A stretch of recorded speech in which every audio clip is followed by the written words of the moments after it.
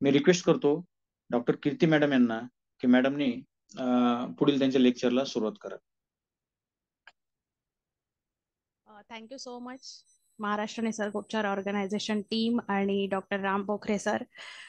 खूप खूप धन्यवाद. मला महाराष्ट्र नॅचरोपॅथी ऑर्गनायझेशनच्या सेटवर इतक्या छान विषयावर बोलण्यासाठी संधी मिळाली आहे. आणि आजचा सेशन जो आहे तो अगदी आपण जे शंका आहेत किंवा गर्भसंस्कार काय आहे तो खरंच इतका गरजेचा आहे का, किंवा त्यामध्ये आपण काय काय गोष्टी केल्या पाहिजेत, ऍक्च्युअल गर्भसंस्कार काय आहे, किंवा आपण ज्या गोष्टी फक्त ऐकतोय पुरातन काळापासून किंवा जुन्या लोकांपासून, तर त्याच आहेत की अजून काही नवीन आहे गर्भसंस्कार, हे मी लोकांपर्यंत पोहोचवण्याचा आजच्या सेशनमध्ये प्रयत्न करणार आहे. आणि तुम्हा सगळ्यांना नक्कीच आजचं सेशन आवडेल अशी आशा करते. तर आजच्या सेशनला आपण सुरुवात करूयात. सगळ्यात महत्वाचं म्हणजे गर्भसंस्कार. गर्भसंस्कार ह्या नावातच एक आडलंय गुपित की गर्भसंस्कार इट मीन्स गर्भात होणारे संस्कार. आता खूप लोक अशी असतात की त्यांना वाटतं की अरे गर्भात कसले संस्कार होतात, ही तर एक नॅचरल प्रोसेस आहे. पूर्वीच्या काळी जो शिवाजी महाराजांचा काळ होता किंवा देवी देवतांचा काळ होता त्यावेळेस जे गर्भसंस्कार होते त्यावेळेस गर्भसंस्कारला जास्त महत्व होतं. मधल्या काळात काही गर्भसंस्कारचा नामोनिशान मिटला होता असं म्हणायला काही हरकत नाही, नामोनिशान नव्हताच गर्भसंस्कारचा. आणि आता काही वर्षांपूर्वी पुन्हा नव्याने गर्भसंस्कारला महत्व आलंय. तर गर्भसंस्कार काय आहे, मग त्याला एवढं महत्व का आलं, गर्भसंस्कारमुळे खरंच गर्भ तेवढा हुशार होतो का, त्याचे आउटपुट मिळतात का. तर राम पोखरे सरांनी माझी इंट्रोडक्शन तर दिली, सुंदर दिली. आणि मी तुम्हा सगळ्यांना माझी एक नव्याने इंट्रोडक्शन सांगते की मी आज इथे बोलतीये तर ते फक्त अभ्यास केलाय, डिग्री आहे, गर्भसंस्कारातलं शिक्षण आहे म्हणून बोलत नाहीये. तर मी पण आज 1.3 इयर्स असलेला माझा मुलगा आहे संकर्षण, त्याची आई आहे. आणि मी हे सगळं स्वतः अनुभवलं आणि त्यानंतरच ठरवलं की आपण गर्भसंस्कार कोच आहोत हे ऑफिशियली डिक्लेअर करायचं. त्याआधी म्हणजे गेल्या 3, 3.5, 4 वर्षापासून मी गर्भसंस्कार देतेय. पण ते माझ्या खूप जवळचे क्लायंट होते, कलिग होते, त्यांना माहित होतं, मग तशा लोकांना मी द्यायचे, ते घ्यायचे ट्रीटमेंट कारण त्यांचा विश्वास होता. बट ऑफिशियली जसं मी स्वतः प्रेग्नंट राहिले, प्रेग्नन्सीच्या आधी 6 महिन्यापासून मी गर्भसंस्कार द्यायला लागले. तर गर्भसंस्कार काय आहे हे आधी माझ्या बॉडीने अनुभवलं आणि त्यानंतर मी तुम्हाला दिलं. तर आपण सगळेजण इथे निसर्गोपचारक आहोत, तर आपल्याला एक शिकवलं जातं जेव्हा आपण निसर्गोपचार शिकतो त्यावेळेस हे शिकवतात की आधी स्वतः अनुभव घ्या आणि मग तुम्ही रुग्णाला अनुभव द्या किंवा पेशंटला अनुभव द्या. त्यामुळे आज मी जे काही तुम्हाला सांगणार आहे ते अगदी मनापासून तळतळीने सांगणार आहे आणि सगळ्या गोष्टीतनं मी स्वतः गेलीये, जातीये. मी जे काही माझ्या गर्भाला रुजवलं ते माझ्या गर्भामध्ये दिसतंय, ते आता माझ्या बाळात ते गुण दिसतायत. म्हणजे मी कुठलेही खोटे किंवा असे आश्वासन देणार नाही. तर आपण सुरुवात करूयात. गर्भसंस्कार म्हणजे गर्भात होणारे संस्कार. आता गर्भसंस्कारची सुरुवात ही कधीपासून होते. एक स्त्री आहे आणि तिला अचानक मनात इच्छा झाली आहे लग्न झाल्यानंतर की आता मला आई व्हायचंय. तिच्या मैत्रिणीचं पाहून, बहिणीचं पाहून इच्छा होतीये. त्या क्षणापासून तुमच्या गर्भामध्ये गर्भसंस्कार रुजायला लागतात. तुम्ही विचार करा, तुम्ही एखाद्या घरात राहायला जाणार आहात नवीन, त्या घरात साफसफाईच नाहीये, तिथे खूप निगेटिव्ह वातावरण आहे. तुम्हाला तिथे चांगलं वाटेल का? नाही. तुम्हाला तिथे चांगलं वाटेल का? नाही. मग तुमचा गर्भ जिथे येणार आहे तिथे जर खूप टॉक्झिन्स असतील, खूप चिडचिड असेल, खूप निगेटिव्हिटी असेल, तर तिथे त्या गर्भाला सुरक्षित वाटेल का? हे कारण आहे आज जितके मिसकॅरेजेस होत आहेत, अबॉर्शन होत आहेत त्याचं. तुमचा गर्भ तुमच्या शरीरामध्ये सुरक्षित फील केलं पाहिजे. त्यांनी स्वतःला, म्हणजे त्याला वाटलं पाहिजे की मी इथे खूप सुरक्षित आहे, मी माझ्या आईजवळ आहे. आणि हे फिलिंग आता तुम्ही म्हणताल हे हे थोडी पहिल्यापासून असतं. जेव्हा गर्भ येतो तुमच्या शरीरात एंटर करतो, त्याच वेळेसपासून त्याला फिलिंग्ज असतात. आता सायन्स इतकं पुढे गेलंय की म्हणजे आता त्यांना कळलंय की ह्या सगळ्या गोष्टी सजीव आहेत आणि त्यामुळे त्यातनं जीव निर्माण होतोय. आधी एवढं सगळं नव्हतं तरीही गर्भसंस्कार करायचे. आणि आता आपल्या सगळ्यांकडे नॉलेज आहे तरीही आपण गर्भसंस्कारला खूप लोक मानत नाहीत. तर गर्भसंस्कारची सुरुवात होते की तुम्ही जेव्हा मनात आणता की मला आई व्हायचं आहे, जेव्हा बाबा मनात आणतात की मला बाबा व्हायचं आहे, त्यावेळेस सुद्धा त्यांची सुद्धा चांगलं आरोग्य असलं पाहिजे, त्यांचा आहार विहार व्यवस्थित असला पाहिजे, विचार चांगले असले पाहिजे. बाळाचा गर्भ वाढवणे ही फक्त स्त्रीची जबाबदारी नव्हे, ही पुरुषाची सुद्धा तेवढीच जबाबदारी आहे. पुरुषाचा आहार विहार व्यवस्थित असेल, पुरुषाचे विचार चांगले असतील, पुरुषाच्या सवयी चांगल्या असेल, तर येणारं बाळ, हे जो येणारा गर्भ आहे, जो स्त्रीच्या शरीरामध्ये प्रवेश करणार आहे, तो गर्भ सुद्धा तसा चांगला असेल. तर आता आपण हळूहळू सुरुवात करूयात. मी काही स्क्रीन दाखवते तुम्हाला.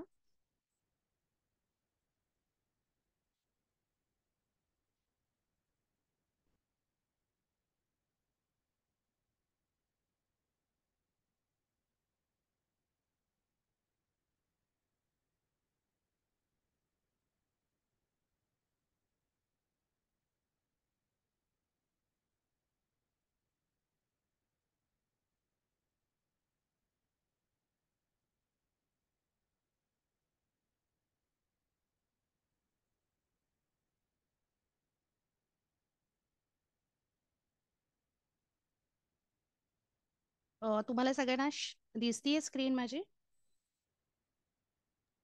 हो दिसते मॅडम. ओके, एकच मिनिट.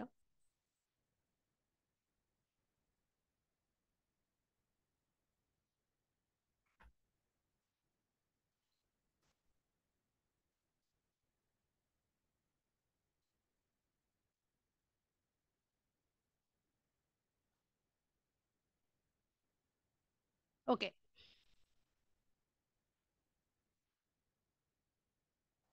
ओके. तर आपण सुरुवात करतोय गर्भसंस्कारला.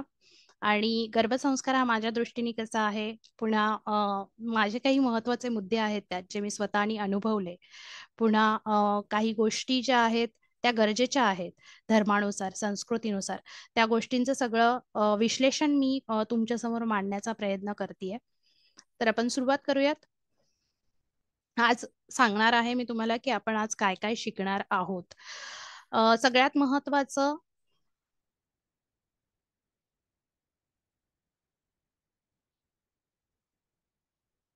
सगळ्यात महत्त्वाचं म्हणजे गर्भसंस्कार मध्ये आपण पहिल्यांदा 16 संस्कारांबद्दल माहिती घेणार आहोत. 16 संस्कार काय आहेत, कुठले आहेत आणि 16 संस्कार का घ्यायचे. मी डायरेक्ट गर्भसंस्कारला सुरुवात करू शकत होते, परंतु ते 16 संस्कार जोपर्यंत मी तुम्हाला सांगत नाही तोपर्यंत तुम्हाला गर्भसंस्कार काय आहे ते नाही कळणार. त्याच्यानंतर गर्भसंस्कार काय आहे, गर्भसंस्कारमुळे होणारे फायदे काय काय आहेत. खूप इंटरेस्टिंग आहे, जसं जसं सेशन पुढे जाईल तसं तसं तुम्हाला पण मजा येईल.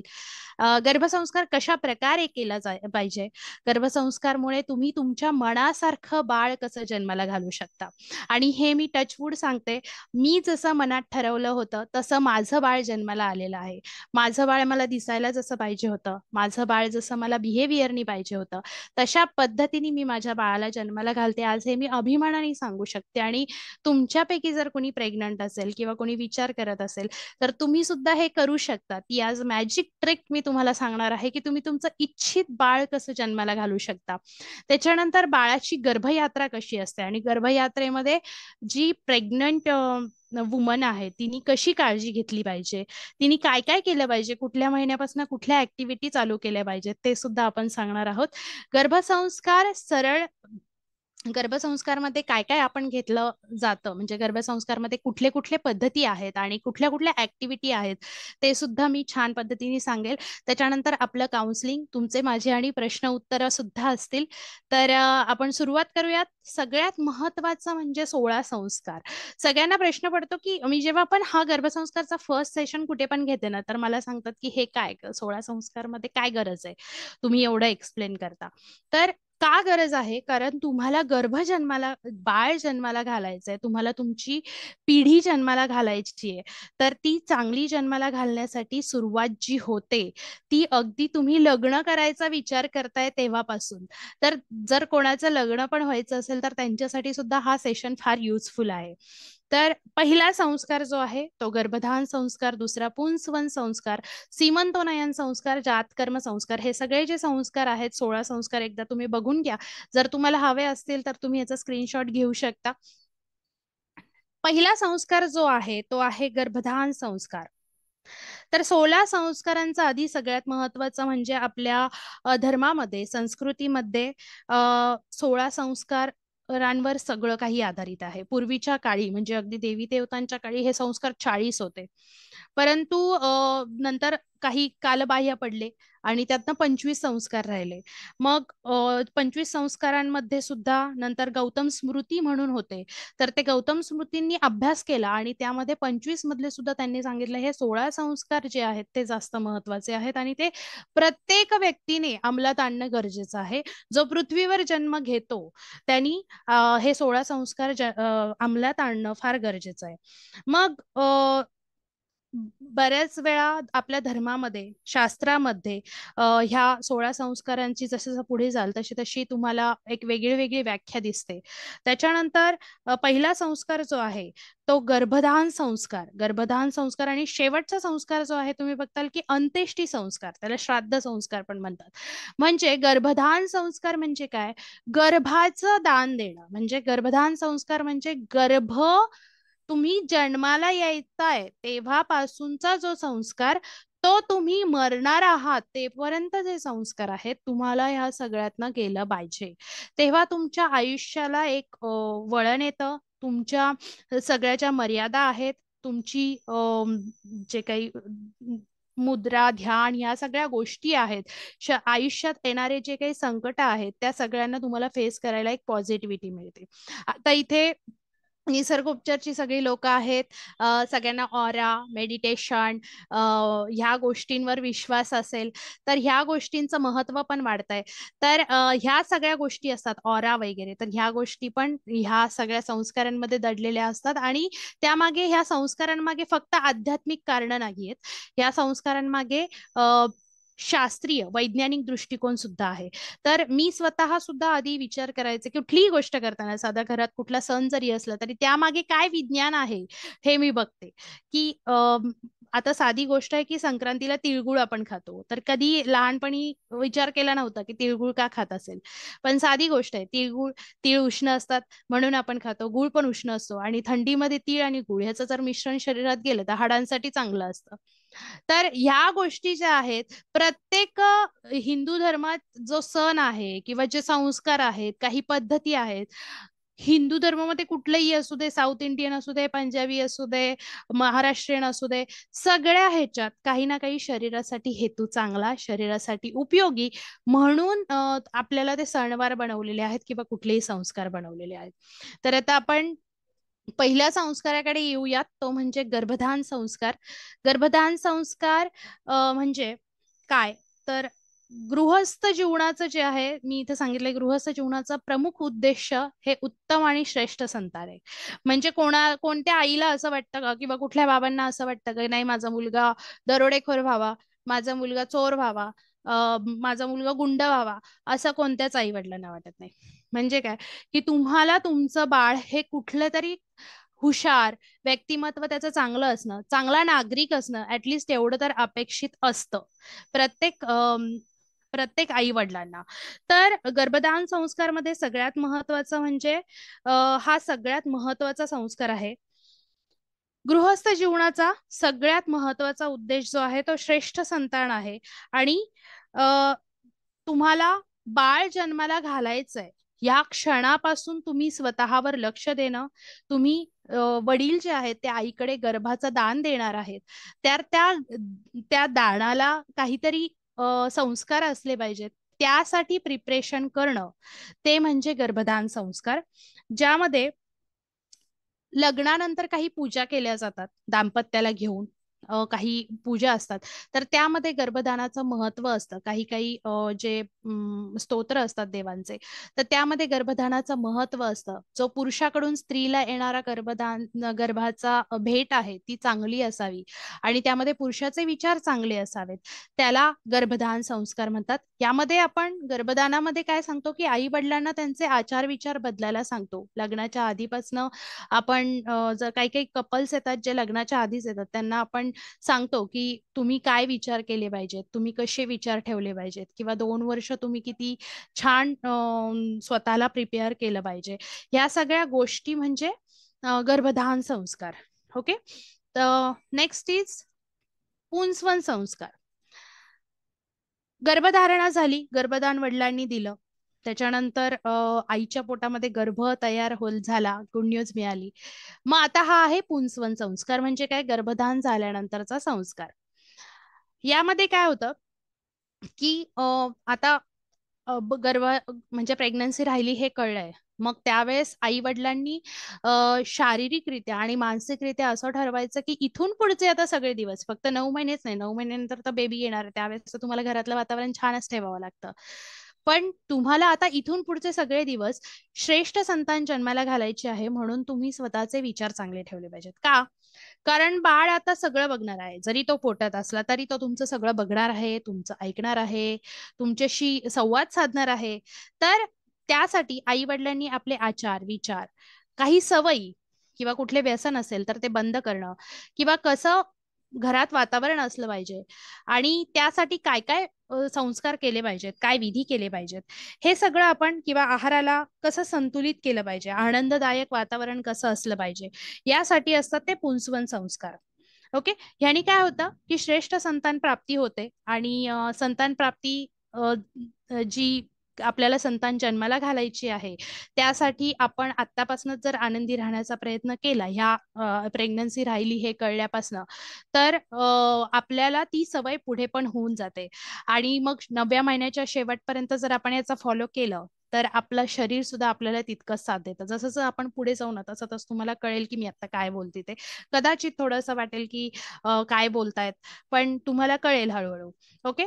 तर आता तिसरा जो संस्कार आहे तो सीमंतोनयन संस्कार. हा संस्कार सगळ्या लेडीजला फार आवडतो, म्हणजे डोहाळे जेवण संस्कार. खूप चांगलं महत्व आहे डोहाळे जेवणचा. डोहाळे जेवण म्हणजे फॅशन नाहीये. सगळ्यात महत्वाचं म्हणजे डोहाळे जेवण म्हणजे हा असा संस्कार आहे, त्यामध्ये त्या प्रेग्नंट वुमनला खूप सारे ब्लेसिंग्स दिले जातात. तिला तिच्या आवडीचे पदार्थ खाऊ घातले जातात. तिला ती आनंदी राहील त्यासाठी प्रयत्न केले जातात.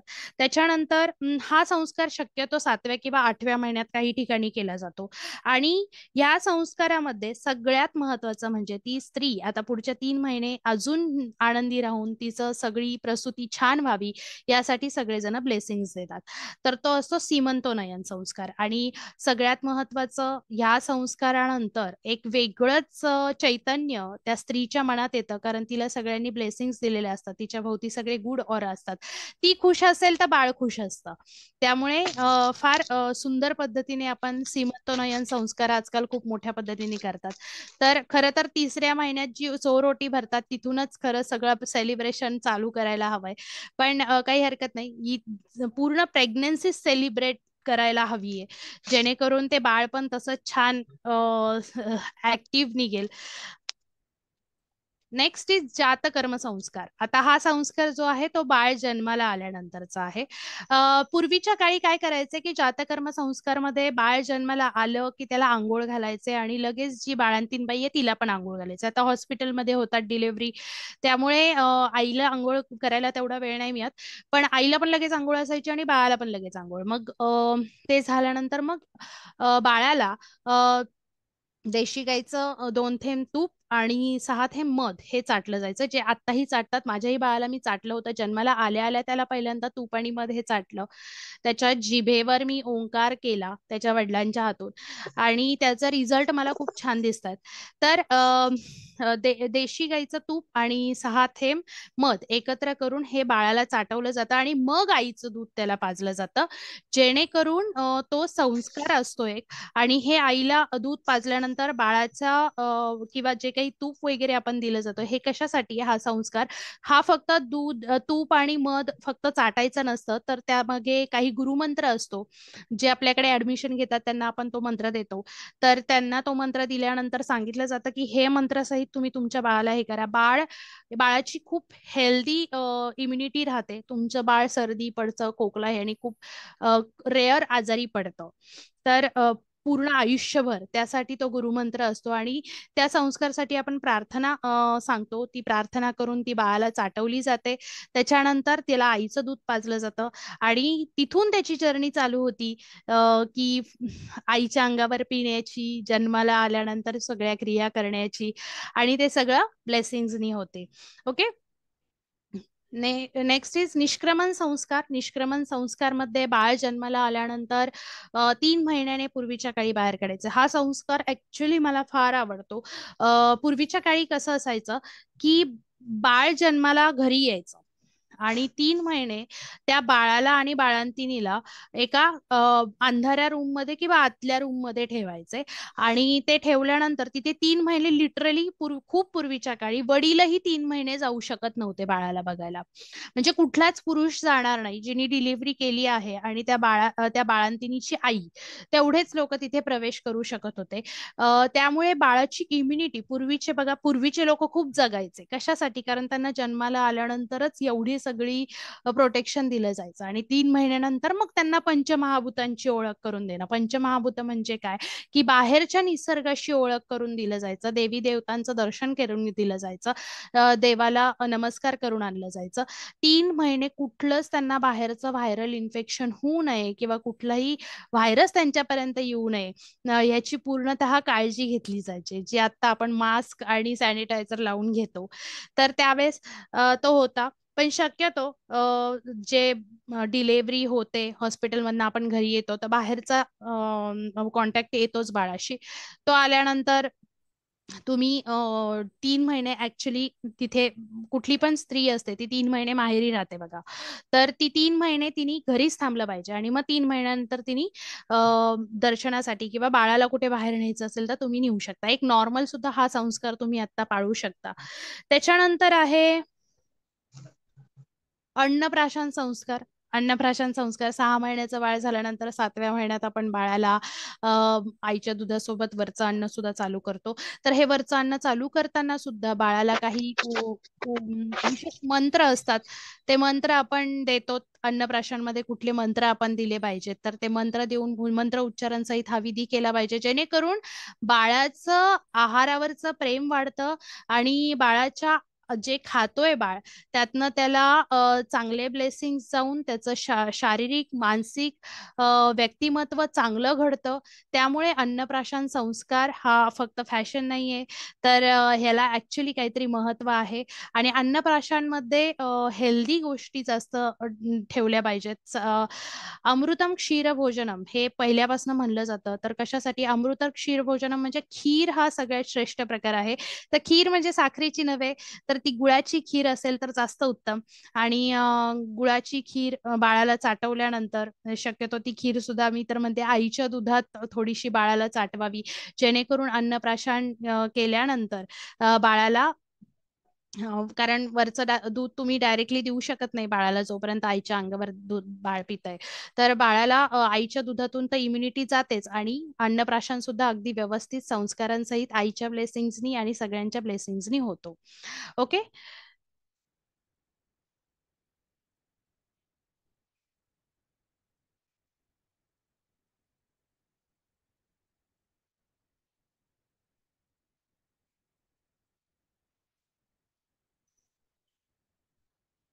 ओके.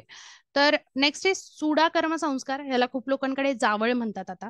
तर जावळाचा उद्देश असाच आहे की हे सुद्धा अगदी मंत्रोच्चारांसहित करायला पाहिजे आणि केलं जातं बऱ्याच ठिकाणी. पूजा पाठ करून, यज्ञ करून चूडाकर्म संस्कार केला जातो.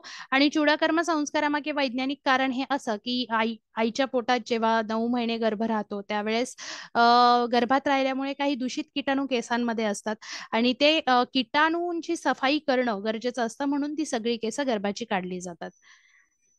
नंतर नेक्स्ट आहे विद्यारंभ संस्कार.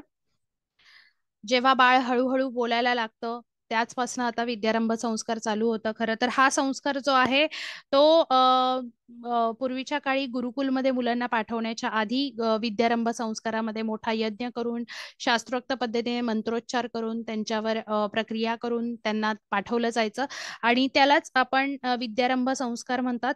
विद्यारंभ संस्कारमध्ये काही गोष्टी, अक्षरांचं ज्ञान आणि बोलता येण्यासारख्या काही गोष्टी म्हणजे मौखिक गोष्टी ज्यामुळे विद्यारंभ चालू होतो. आपल्याकडे जसं आपण 1, 2, 3 आ, इ शिकवतो मुलांना, त्याला आपण विद्यारंभ संस्कार मानतो.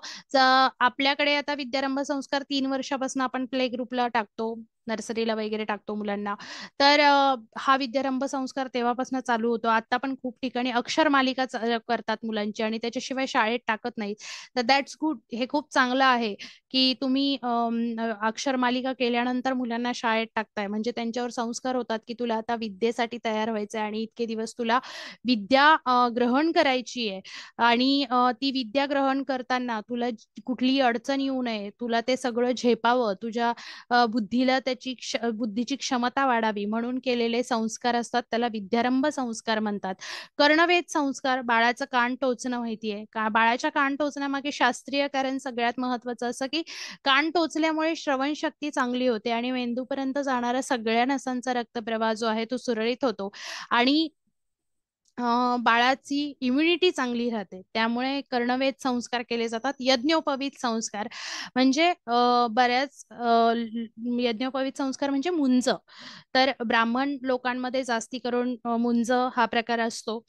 पूर्वीच्या काळी कसं होतं की क्षत्रिय वगैरे जे राजे लोक वगैरे असायचे त्यांच्याकडे पण हा यज्ञोपवीत संस्कार होत होता आणि ह्याला धार्मिक कारण आहे, मार्मिक कारण आहे. यज्ञोपवीत संस्कार केल्यामुळे काय होतं की तुम्ही तुमच्या धर्मामध्ये राहून संयमित जीवन जगू शकता. तुम्हाला मर्यादांचं महत्व कळतं. तुम्हाला विवाह होईपर्यंत कसं वागायचं आहे आणि कुठले लिमिटेशन्स आहेत. त्यामुळे ते सगळे मर्यादा कळतात. बुद्धीला चालना मिळते, बुद्धी तेज होते आणि सगळ्या संस्कारांचं मनावर एक घर तयार होतं. त्यामुळे आपल्याला आपल्या लिमिटेशन्स कळून आपल्यावर एक चांगले संस्कार होऊन आपल्या आयुष्याचा एक एम तयार होतो. ओके. तर वेदारंभ संस्कार. वेदारंभ म्हणजे तुमचं ज्ञान मिळवण्याचा काळ, ज्यामध्ये आता बघा मुलं 6 वर्षाची झाली की पहिलीच जातात. मग तिथून खरं तर वेदारंभ चालू होतो. 5 ते 7 वर्षांमध्ये आपण वेदारंभ चालू करतो. म्हणजे नॉलेज गेन करणं. वेदांमध्ये सगळ्यात जास्त आता आपल्याकडे काय की आपण आयुर्वेद, चिकित्सक, इंजिनियर ह्याला वेदारंभ असं म्हणू शकतो सध्या. आणि ह्या संस्कारासाठी चांगला शुभ मुहूर्त बघून तुम्ही चांगलं मंत्रोच्चारण करू शकतात. आपल्याकडे असतात काही लोक की आपण त्यांना वेदारंभासाठी सुद्धा काही मंत्रोच्चार सांगतो, मग त्याच्यानंतर ते शाळेत त्यांना जाण्यासाठी सांगतात. ओके. केशांत संस्कार मध्ये म्हणजे काय की तुम्ही ब्रह्मचार्य आश्रम म्हणजे वेदारंभ पूर्ण झाल्यानंतर जेव्हा विवाह करण्याची वेळ येते, गृहस्थाश्रमात जाण्याची वेळ येते, त्यावेळेस केस काढून टाकले जातात आणि पुन्हा नव्याने एक सुरुवात होते. विवाह करायचा असतो म्हणून केशांत संस्कार केला जातो. समावर्तन संस्कार म्हणजे तुम्ही तुमच्या गुरुकडनं जे नॉलेज गेन केलं आहे त्या गुरुकडनं अजून एक आशीर्वाद घ्यायचा की आता जे काही मला पुढे आयुष्यात प्रसंग येणार आहेत, काही संकट येतील किंवा जे काही संघर्ष येतील त्या संघर्षाला सामना करण्याची ताकद ही गुरूंकडनं मिळते. त्याला समावर्तन संस्कार म्हणतात. विवाह संस्कार हा सगळ्यात महत्वाचा संस्कार आहे गर्भसंस्कारसाठी. तर विवाह संस्कारामुळे काय होतं की विवाह का करायचा आहे सगळ्यात महत्वपूर्ण संस्कार आहे आणि विवाह संस्कार मुळे वर आणि वधू हे धर्माचं पालन करायला शिकतात. मेन म्हणजे धर्माचं पालन करत कसं जीवन जगायचं आणि ह्या सगळ्यामध्ये सुसंस्कृत समाजाची रचना कशी करायची हे आपण विवाह संस्कृतीमध्ये शिकतो. विवाह हा माझ्या दृष्टीने तरी वैदिक पद्धतीने व्हायला हवा हिंदू संस्कृतीनुसार. कारण वैदिक पद्धतीने जे मंत्रोच्चार आपण विवाह करताना आपल्या शरीरावर मनावर टाकले जातात किंवा आपल्या बुद्धीवर जे रचले जातात त्यांनी आपला संतान प्राप्ती सुद्धा चांगली होते. त्यांनी आपल्या शरीराला चालना मिळते. आपलं शरीर तयार असतं की बाबा मी गर्भा जन्माला घालू शकतो. आता हिचा विवाह झालेला आहे. तर ह्यासाठी ह्या सगळ्या गोष्टींचे जे ऑराज आहेत ते गर्भाकडे पोहोचतात आपोआप. त्यामुळे विवाह संस्कार हा वैदिक पद्धतीने नक्कीच झाला पाहिजे. अंत्येष्टी संस्कार म्हणजे सगळ्यात शेवटचा संस्कार माणूस मेल्यानंतर त्याचा जो दहन विधी असतो म्हणजे त्याच्या अतृप्त आत्म्याला शांत करण्यासाठी ह्या संस्काराला केलं जातं. त्याला अंत्येष्टी संस्कार म्हणतात. तर अशा पद्धतीने हे 16 संस्कार होते. खूप चांगले डीप मध्ये सुद्धा सांगता येतात. परंतु मी जितके तुम्हाला सांगता येतील तेवढे सांगितलेत कारण आपल्याकडे टाइम लिमिट आहे आणि मला पुढे बरेच टॉपिक कव्हर करायचे. ओके, सगळ्यात महत्वाचं फर्स्ट थिंग इज गर्भसंस्कार काय आहे. सुरुवात करतोय आता आपण. गर्भसंस्कार काय आहे.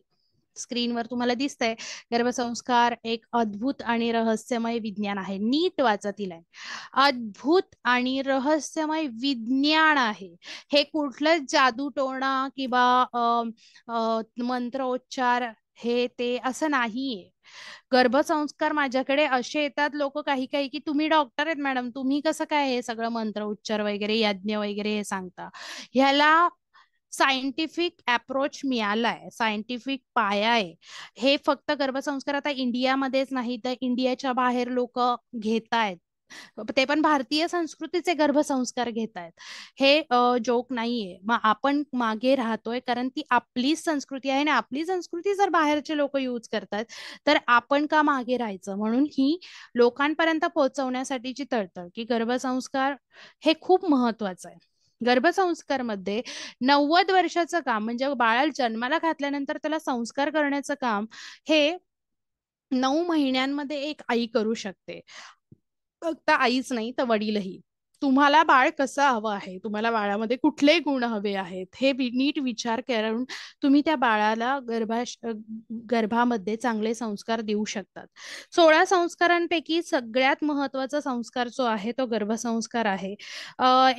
एकदा एक सायकॅट्रिस्ट होते आणि त्यांच्याकडे एक लेडी गेली आणि तिने सांगितलं की सर माझा 5 वर्षाचा मुलगा आहे त्याला संस्कार कसे लावू मी. मला खूप वैताग देत होतो की म्हणजे खूप घरात अजिबात म्हणजे तो माझं काहीच ऐकत नाही. माझं मी जे सांगेल त्याच्या उलट वागतो. तो माझं समजून सांगितलं तरी ऐकत नाही. तर त्यांनी विचारलं की तुम्ही 5 वर्ष 9 महिने उशिरा आलायत माझ्याकडे. तुम्ही 5 वर्ष 9 महिने अगोदर आला असतात तर तुम्हाला हे विचारण्याची गरजच नसती पडली. म्हणजे काय की तुम्ही बाळाला जन्माला घालायचा विचार करताय तेव्हापासनं त्या गर्भात संस्कार उतरतायत. आता मला एक सांगा, खूप जण आपण असं म्हणतो की एक झोपडपट्टीत राहणारा मुलगा आणि एक खूप सुसंस्कृत घरी राहणारा मुलगा ह्यामध्ये काय फरक असतो बरं.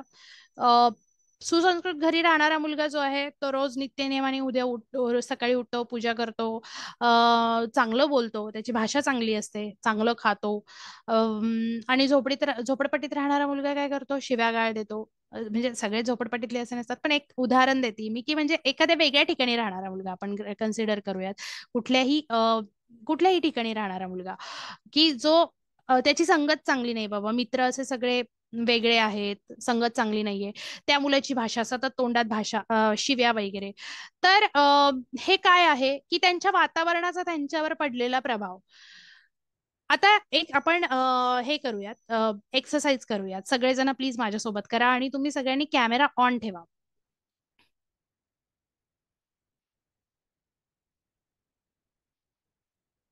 ओके, मी सगळ्यांचे कॅमेरा ऑन आहेत का एकदा बघते.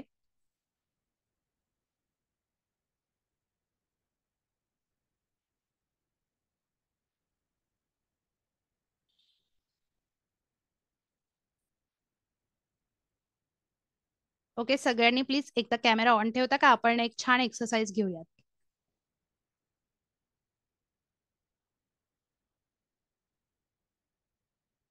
ओके. आता माझ्यासोबत सगळ्यांनी फक्त एक एक्सरसाइज करायची आहे.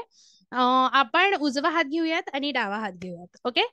तर आता डाव्या हाताला आपण उजव्या हाताला खूप अगदी मनापासनं बोलायचंय की आय लव्ह यू मनापासनं.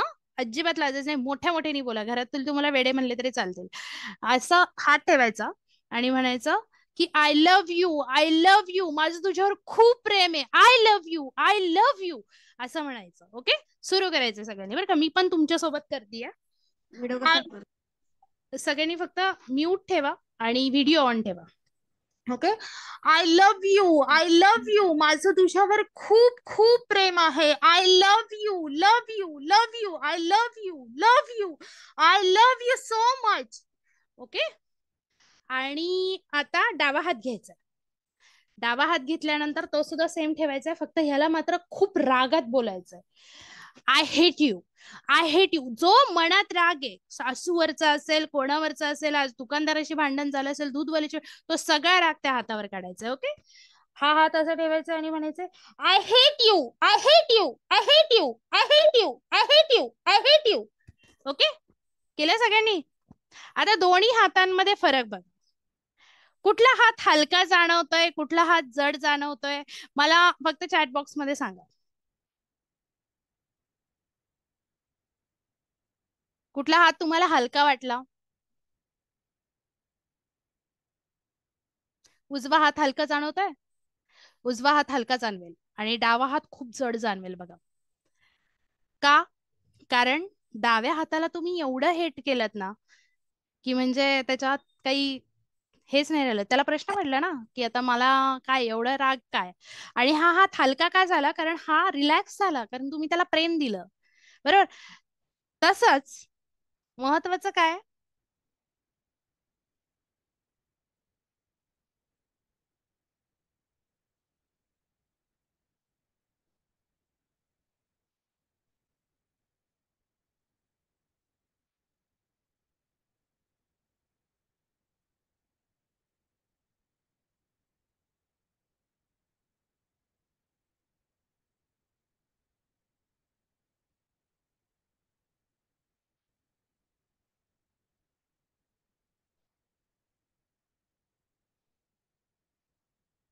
1 सेकंड.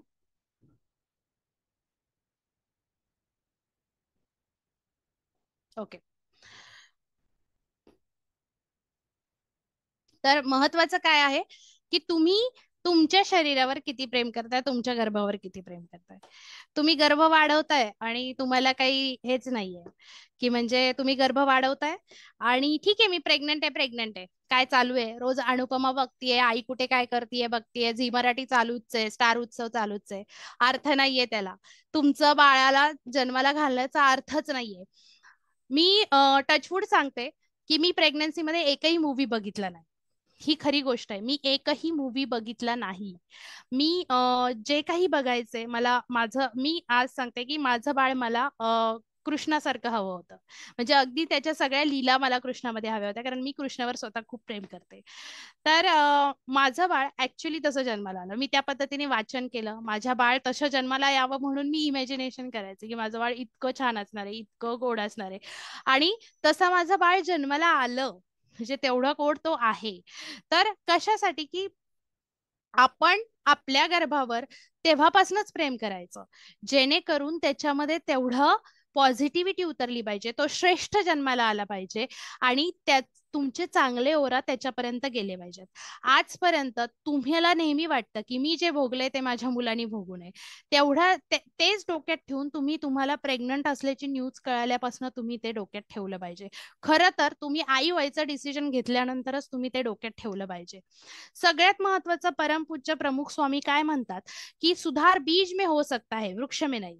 जेव्हा तुमच्या पोटात बी वाढतंय तेव्हापासनं त्याच्यात सुधारणा होऊ शकते. जर एखादा वृक्ष झालाय आणि तुम्ही त्याला सांगताय की ते अशा आकाराचा पाहिजे होता, तशा आकाराचा, याचं फळ असं पाहिजे होतं, तसं पाहिजे होतं, नथिंग, काही नाही होऊ शकत. तुम्ही बाळा मोठा झाला, तुमचा मुलगा मोठा झाला आणि तुम्हाला उलट बोलतोय, त्याच्यानंतर तुम्हाला कळतंय की त्यांनी असं नाही केलं पाहिजे, चूक तुझी बाई. तू त्याला गर्भात असल्यापासून काय शिकवलं, तू काय केलंस, त्याच्यावर डिपेंड करतं की तुमचं बाळ तुमच्याशी कसं वागतंय, तुम्ही कसे गर्भसंस्कार केले आहेत. त्यामुळे गर्भावर संस्कार हे पोटात असल्यापासनं, त्या वडिलांनी तुमच्याकडे गर्भ सोपवल्यापासनं होते आणि त्याची काळजी घेणं हे प्रत्येकाचं कर्तव्य. आणि मेन म्हणजे त्या आईला गर्भसंस्कार करून देणं हे घरच्यांची पण जबाबदारी आहे, मिस्टरांची आहे, घरच्यांची आहे. घरातलं वातावरण छान ठेवणं, आहार विहार चांगलं ठेवणं, शुद्धी चांगलं, विचारांची शुद्धी करणं आणि दाम्पत्याला मूल हवी आहे अशी जेव्हा इच्छा उत्पन्न होते, तिथून गर्भसंस्कार चालू होतं. म्हणजे त्या गर्भाची स्वच्छता होते जेव्हा तुमचे विचार चांगले होतात तेव्हा. ओके, नेक्स्ट इज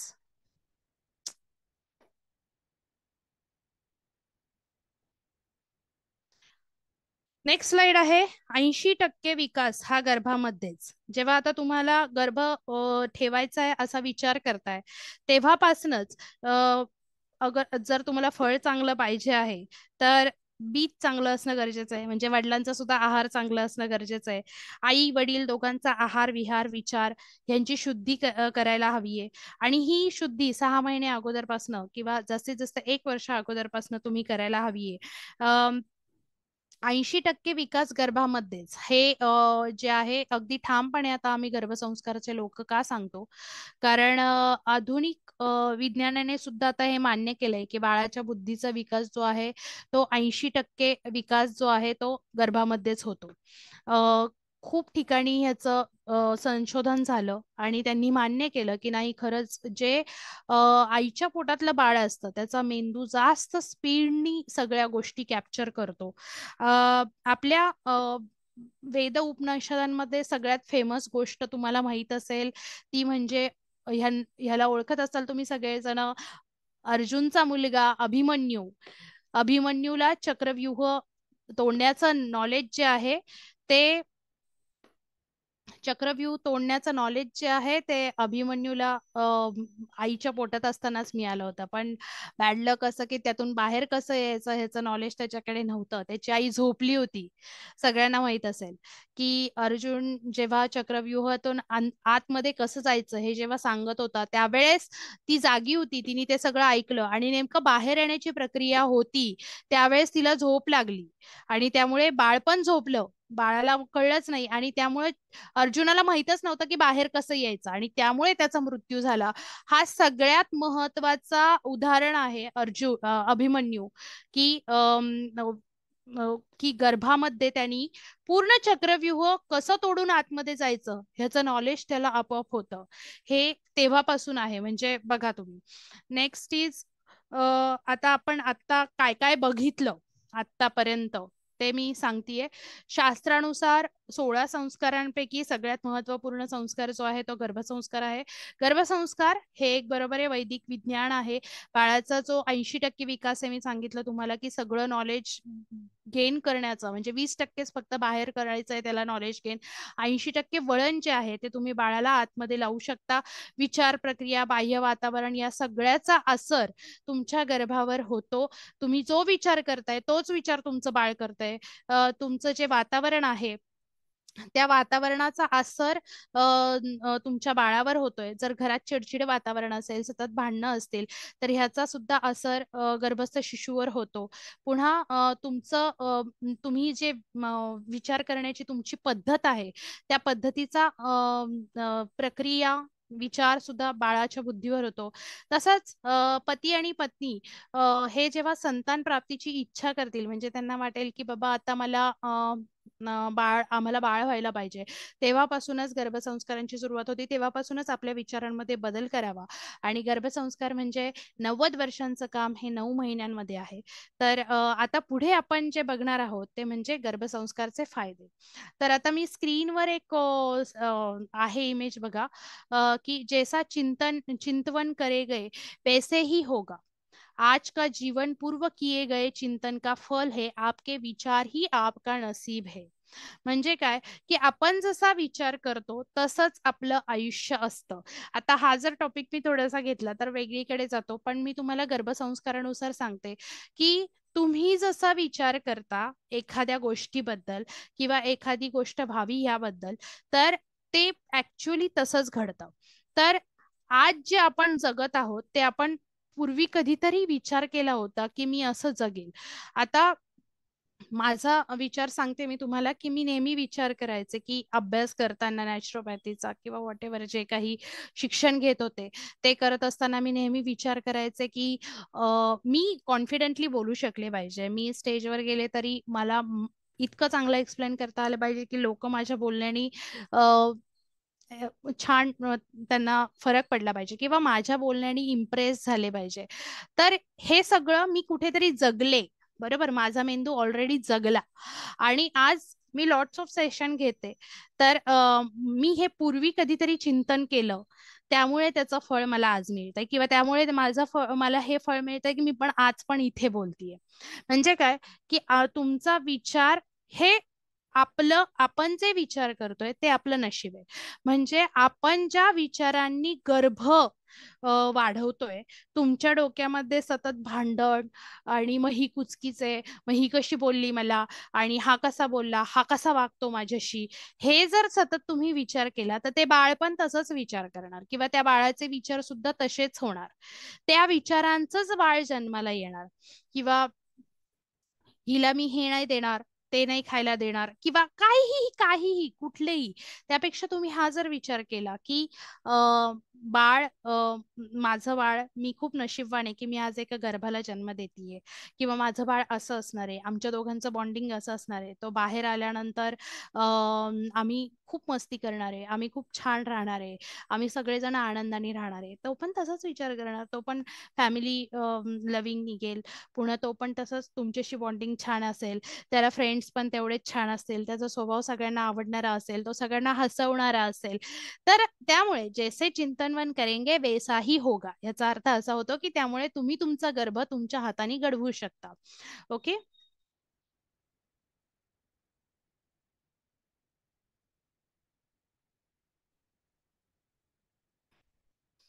तर आता गर्भसंस्कारामुळे होणारे फायदे. सगळ्यात महत्वाचं म्हणजे गर्भसंस्कारामुळे होणारे जे फायदे आहेत ते तुम्हाला आता इथे स्क्रीनवर दिसत आहेत, पण त्याच्या पलीकडे सुद्धा भरपूर फायदे आहेत. गर्भसंस्काराचं जर ज्ञान तुम्ही घेतलं तर तुमच्या आवडीचं बाळ तुम्ही जन्माला घालू शकता. तुम्हाला त्याच्यात जे काही गुण हवे आहेत ते सगळे गुण तुम्ही त्याच्यात बघू शकता.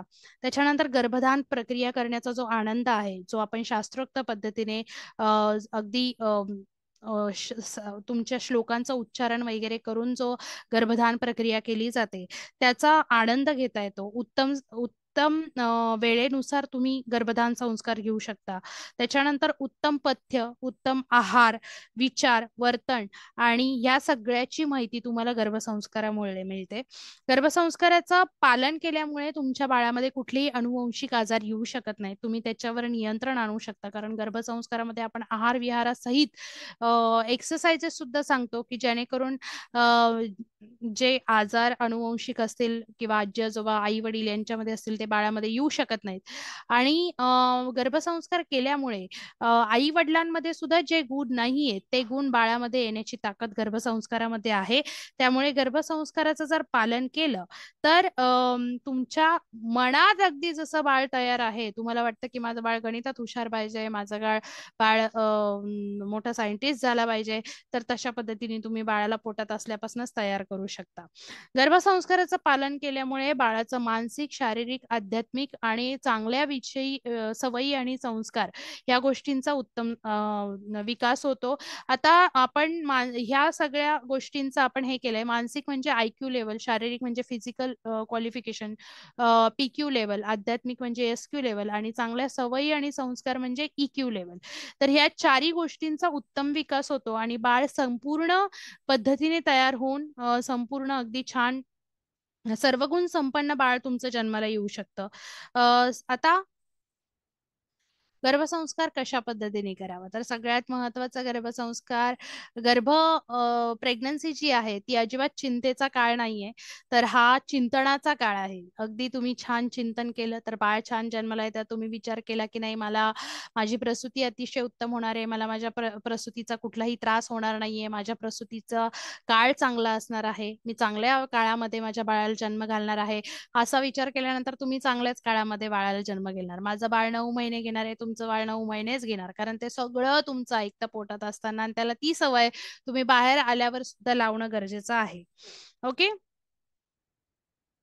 नेक्स्ट इज, आता गर्भसंस्काराला जी सुरुवात झाली, मी तुम्हाला सांगितलं की जेव्हा विचार मनात येतो त्याच वेळेस आपण होती.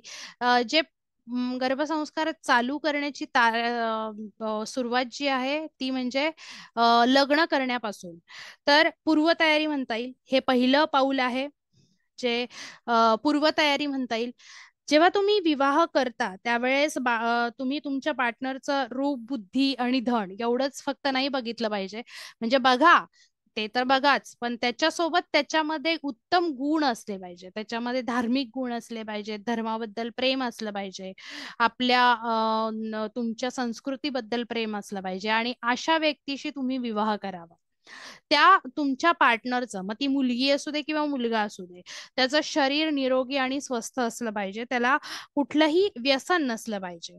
आता विवाह विधी जो आहे तो मी तुम्हाला पहिल्याच वेळेस सांगितलं की वैदिक पद्धतीनुसारच झाला पाहिजे. का? कारण ते वैदिकरित्या जे मंत्र उच्चारण केलं जातं त्याचा डायरेक्ट असर आपल्या ऑर्गन्सवर पडतो, आपल्या मेंदूवर पडतं आणि तसे विचार आपले तयार होतात.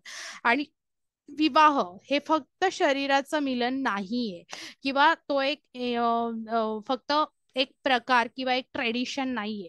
का करायचं लग्न, कशाला करायचा खर्च, रजिस्ट्रेशन करून लग्न करूयात, नथिंग, ह्या गोष्टींना अर्थ नाहीये. विवाह वैदिक पद्धतीने का झाला पाहिजे? कारण आत्मा आणि मनाचं मिलन आहे. ओके, आत्मा आणि मनाचं मिलन आहे विवाह. त्यामुळे हे मिलन झालं तर तुमच्या शारीरिक मिलन होऊन तुम्ही चांगला संतान जन्माला घालू शकता. दुसरं चरण जे आहे ते म्हणजे गर्भधान, सगळ्यात महत्वाचं चरण.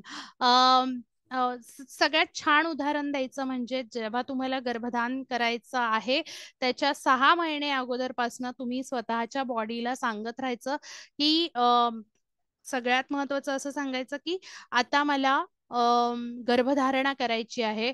हे माझ्या बाळा, तू विश्वात जिथे कुठे असशील तिथे कुठे येऊन तू माझ्या शरीरात एंटर हो आणि माझ्या शरीरात एंटर होऊन तुझ्यासाठी मी छान गर्भ तयार ठेवलेला आहे.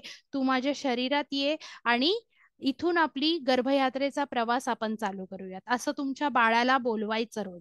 ज्या क्षणापासून तुमचं ठरलेलं आहे की आता 6 महिन्यानंतर मला प्रेग्नंट राहायचं आहे, त्या क्षणापासून तुम्ही तो विचार करायचा, तुम्ही सतत ते बोलत राहायचं की हे माझ्या गर्भा किंवा हे माझ्या बाळा, तू जिथे कुठे आहेस तिथून माझ्या गर्भामध्ये प्रवेश कर.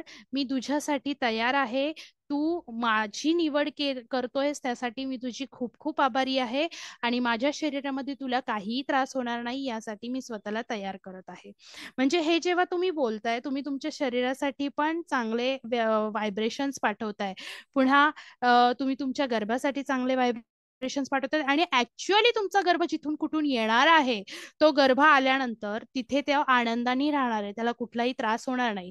आणि जेव्हा तुम्हाला गर्भधारणा करायची आहे असा विचार करताय त्यावेळेसपासून तुमचा आहार, विचार आणि विचारांचं शुद्धीकरण करणं गरजेचं आहे. जर कुठलं व्यसन असेल तर त्याला 6 महिने अगोदरपासूनच त्याग केला पाहिजे. कारण खूप लोक म्हणतात ह्याला हे व्यसन होतं तरी पण त्याचं बेबी हेल्दी निघालं ना. फरक दिसतो. ठीक आहे, त्याला व्यसन होतं सिगरेटचं तरी त्यांनी बाळ जन्माला घातलं आणि तरी त्याचं बाळ हेल्दी निघालं, ठीक आहे ना.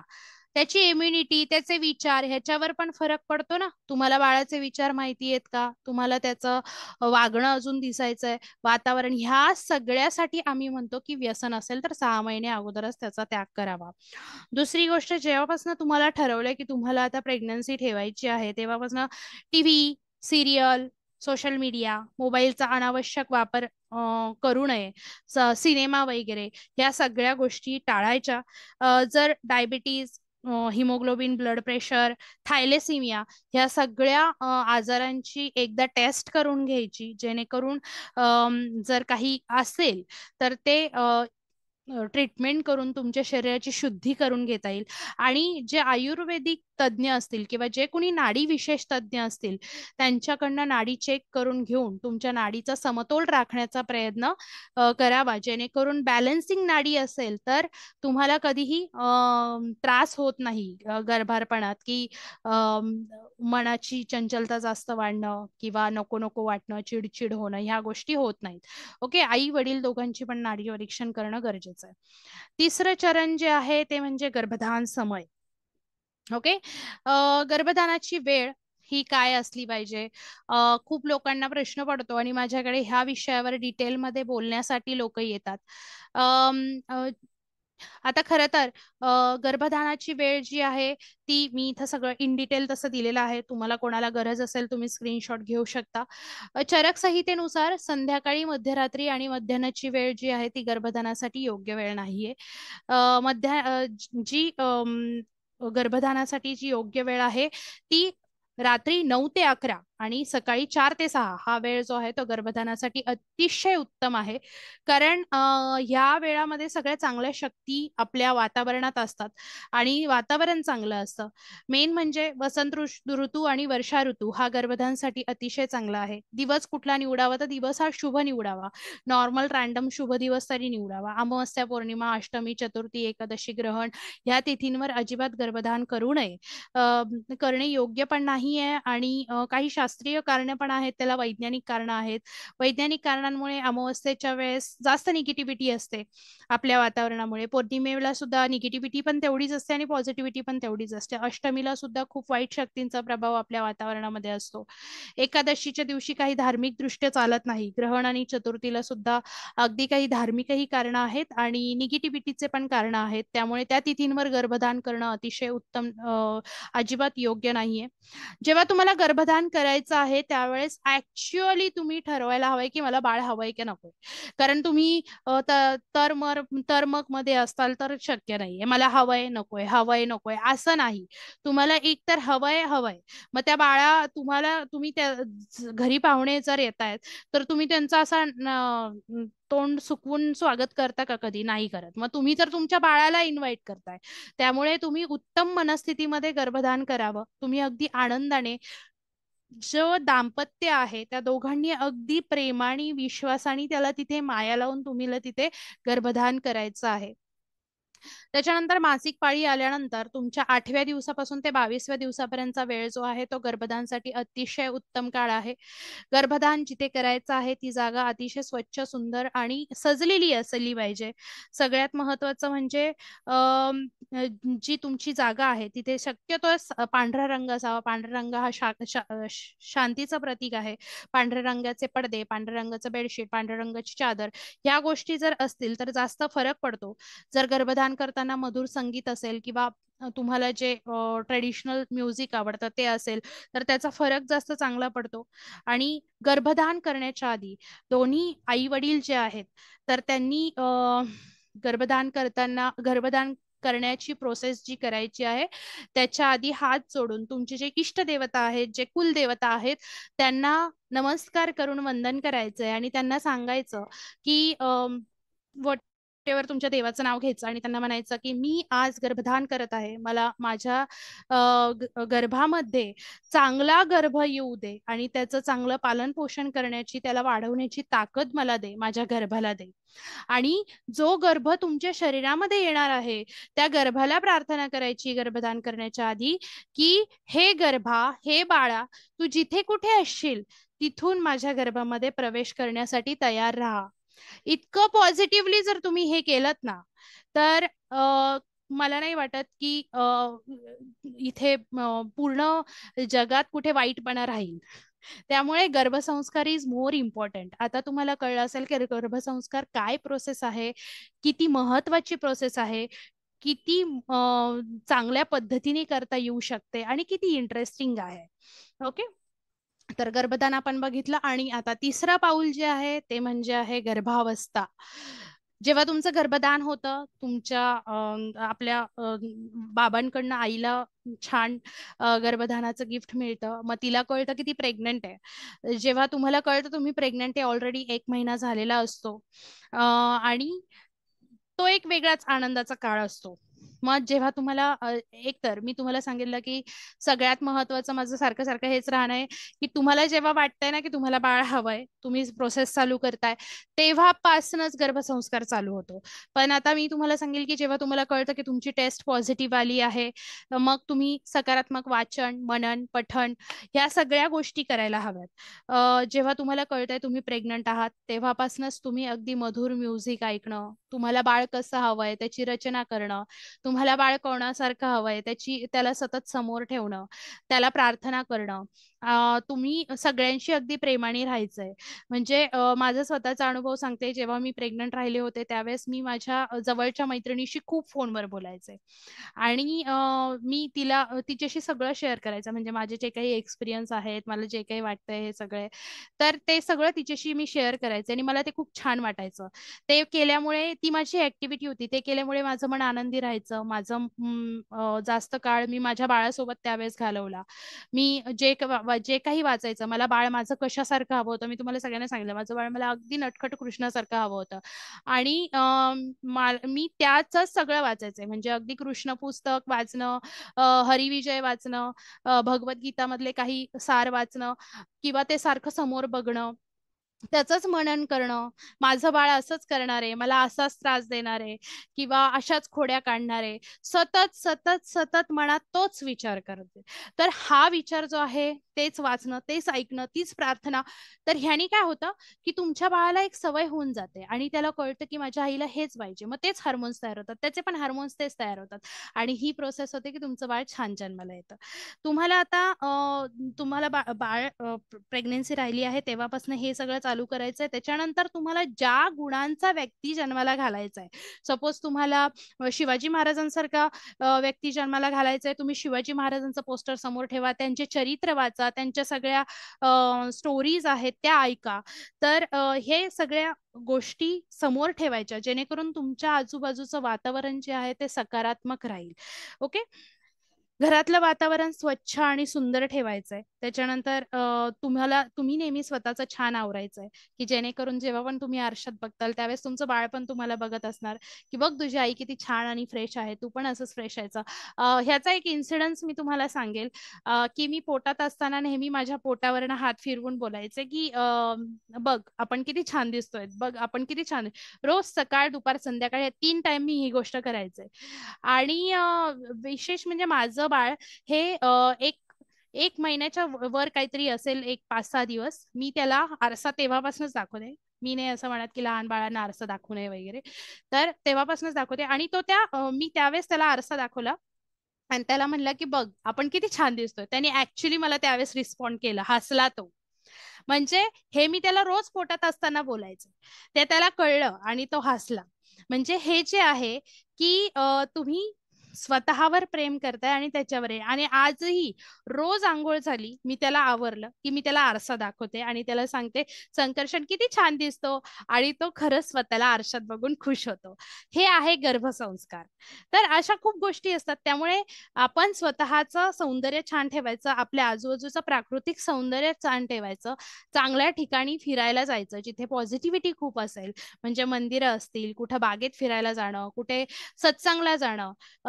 खूप वेळा असं होतं की सत्संग प्रवचन ज्या गोष्टी असतात तिथे फक्त म्हाताऱ्या लोक जातात, असं काही नाही, आपण जाऊन बसायचं.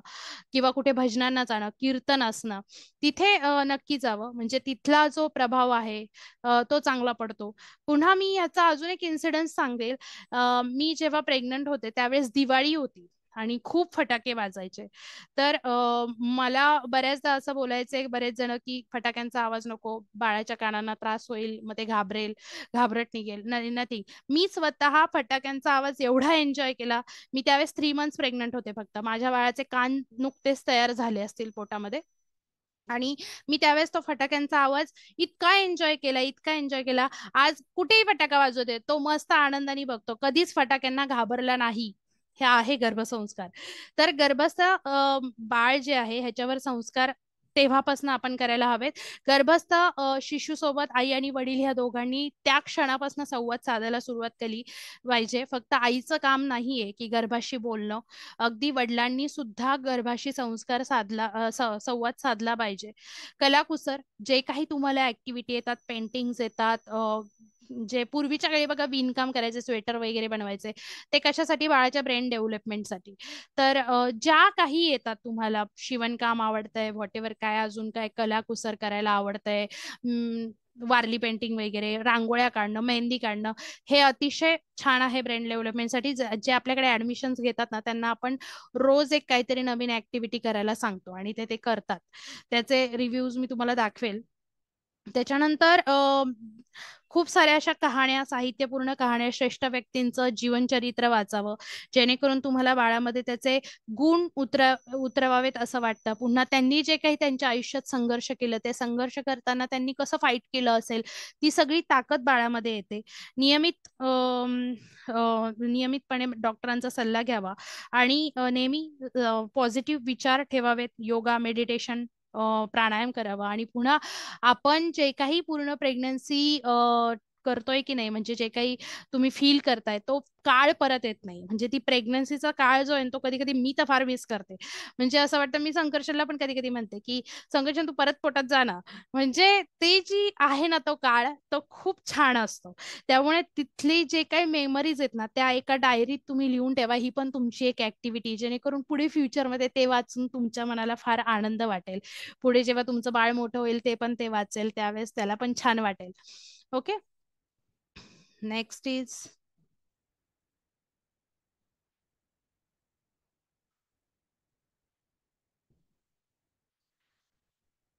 गर्भसंस्कारातून इच्छित संतान प्राप्ती, ज्याच्यावर मी हे सगळ्यांना माहित असेल. माहिती का कुणाला? कोण आहे हा? हा भक्त प्रल्हाद आहे. भक्त प्रल्हादचा जन्म दानव कुळात झाला होता. सगळ्यांना माहितीये, दानव कुळात भक्त प्रल्हाद जन्माला आला होता. हिरण्यकश्यपू हे त्याचे वडील होते आणि पत्नी जी आहे ती कयाधू, ही गर्भावस्थेमध्ये 9 महिने नारद ऋषींच्या आश्रमात राहिली आणि आश्रमामध्ये त्यांचा संपूर्ण वेळ जो आहे तो विष्णूची भक्ती करण्यात, कीर्तन, भजन हे सगळं करण्यात त्यांचा जात होता. त्यामुळे प्रल्हादाचा जन्म अतिशय विष्णुभक्त, सगळ्यात मोठा विष्णुभक्त म्हणून झाला आणि दानव कुळात सुद्धा भक्त जन्माला आला. म्हणजे हे बघा, उदाहरण असं आहे. दुसरं म्हणजे मर्यादा पुरुषोत्तम श्रीराम. हे पण सगळ्यांना माहिती आहेत की यांना मर्यादा पुरुषोत्तम का म्हणतात, कारण मर्यादेचं उल्लंघन यांनी यांच्या पूर्ण आयुष्यात कधीही केलं नाही. तर त्यांच्या आता तुम्ही म्हणताल की ह्यांची आई तर राजवाड्यात राहत होती, पण माता कौशल्या ज्या होत्या, त्या जेव्हा त्यांना कळलं की त्यांना आता गर्भधारणा करायची आहे, तेव्हापासून त्यांनी राजवाड्यातलं अन्न त्याग केलं होतं. ते एक ऋषीमुनी होते, त्यांच्या तिथे त्या मुलींना शिकवायच्या आणि तिथून त्या त्यांचं जेवण मागून घ्यायच्या आणि तेच जेवण त्या जेवायच्या. म्हणजे त्या सात्विक भोजन जेवत होत्या, राजस जेवण त्या जेवत नव्हत्या. त्यामुळे त्यांच्यामध्ये तेवढी मर्यादा, शांतता आणि संयमपणा आला. त्यांच्यामध्ये सगळे ते गुण आले की त्यामुळे त्यांना मर्यादा पुरुषोत्तम श्रीराम असं म्हणलं जातं. चक्रवर्ती सम्राट भरत यांच्या नावाने तर पूर्ण आपल्या भारत देशाचं नाव पडलं.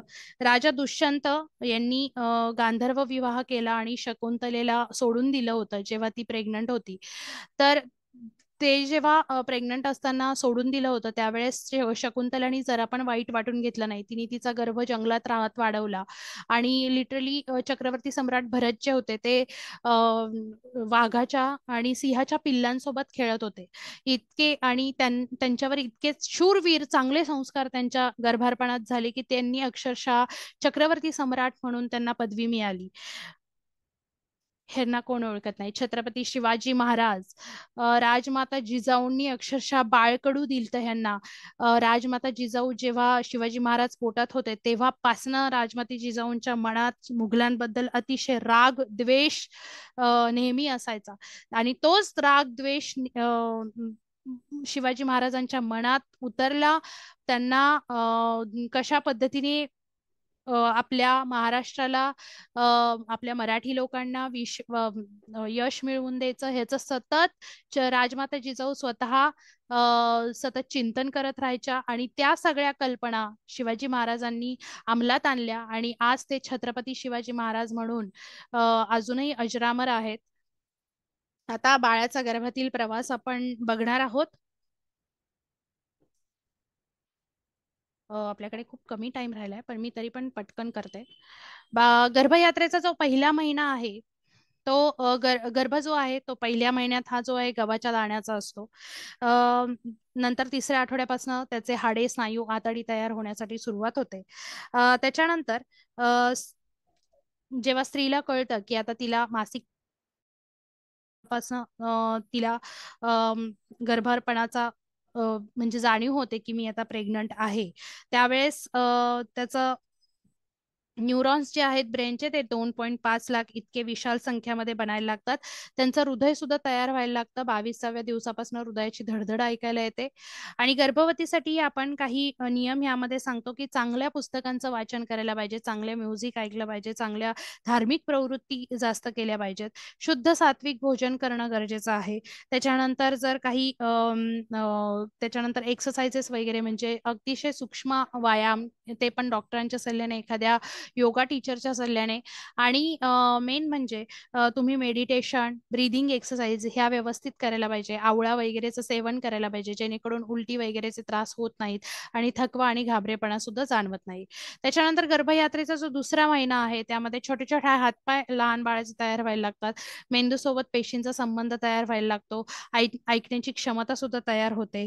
ह्यामध्ये जी प्रेग्नंट वुमन आहे तिने काय काळजी घेतली पाहिजे, तर जास्त वेळ उभं राहणं टाळलं पाहिजे. त्याच्यानंतर उलटी, जळजळ वगैरे होणं हा जर त्रास होत असेल तर त्यासाठी आहार व्यवस्थित घेतला पाहिजे. म्हणजे आहारामध्ये खजूर, अंजीर, द्राक्ष, सुकामेवा, दूध, दुधापासून बनवलेले पदार्थ, ह्या सगळ्या गोष्टी आहारामध्ये घेतल्या पाहिजेत. देशी गाईचं दूध शक्यतो यूज करायला पाहिजे.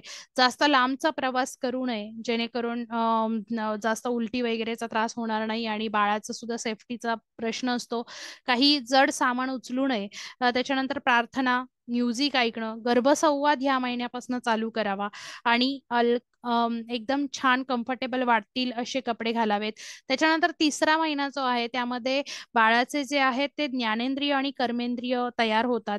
बाळाचं आई जे काही बोलते, बघते, ऐकते ते सगळं बाळ ऐकायला लागतं. म्हणजे ते सगळे अनुभव बाळ घ्यायला लागतं.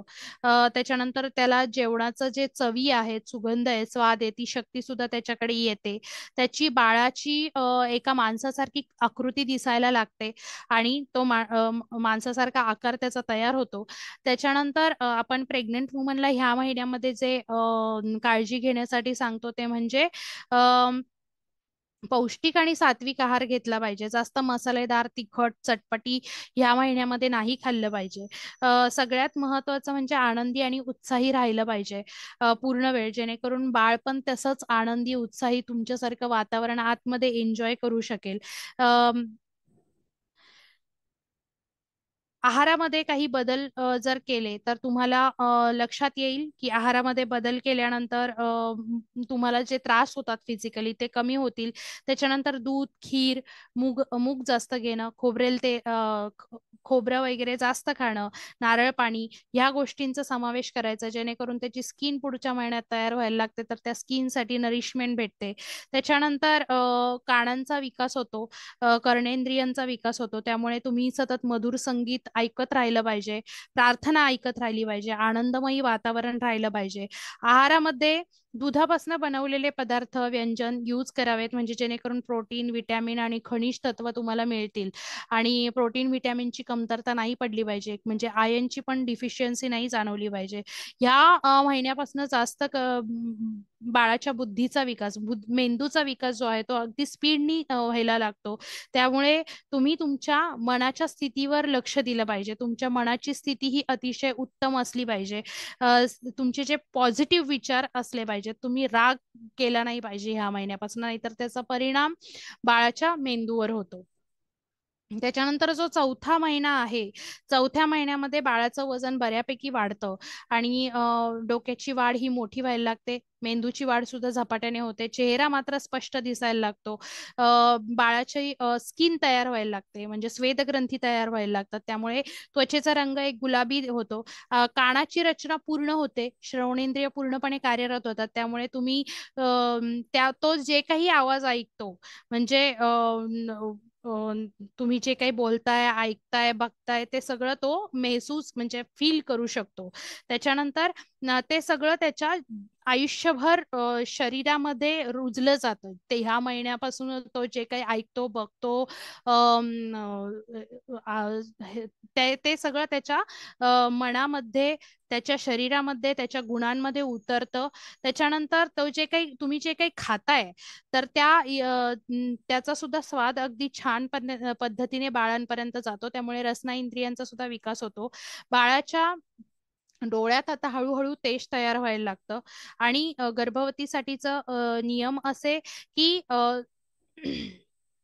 तुमच्या जे काही पसंती असतील, म्हणजे मला हे आवडत नाही, हे नाही आवडत, ह्या गोष्टी बाळ सुद्धा करतं, की म्हणजे मी हे नाही खाऊ शकत, मला नकोय हे, मला हे आवडतंय. हे सगळं बाळापर्यंत जातं. म्हणजे ते सुद्धा सवयी बाळाच्या होऊन जातात. त्यामुळे सगळं व्यवस्थित खावं. कुठलेही मला हे आवडत नाही, ते आवडत नाही असं करू नये. सगळं अगदी व्यवस्थित छान खावं. सात्विक आहार घ्यावा. स्वाद आणि सुगंध सतत घेत राहावा. म्हणजे जे काही तुम्ही खाताय ते अगदी मनापासून आनंदाने त्याचा स्वाद, सुगंध महसूस करत तुम्ही खायचंय, जेणेकरून बाळ सुद्धा तेवढ्याच आनंदाने आणि सॅटिस्फाईड होऊन खाईल. जास्त करून तुम्ही लोणी खाल्लं पाहिजे ह्या महिन्यामध्ये, दही खाल्लं पाहिजे, भात खाल्लं पाहिजे, हिरव्या पालेभाज्या. त्याच्यानंतर तुम्ही डाळिंब खाऊ शकता, संत्र खाऊ शकता, मोसंबी, पुन्हा द्राक्ष सुद्धा खाऊ शकता.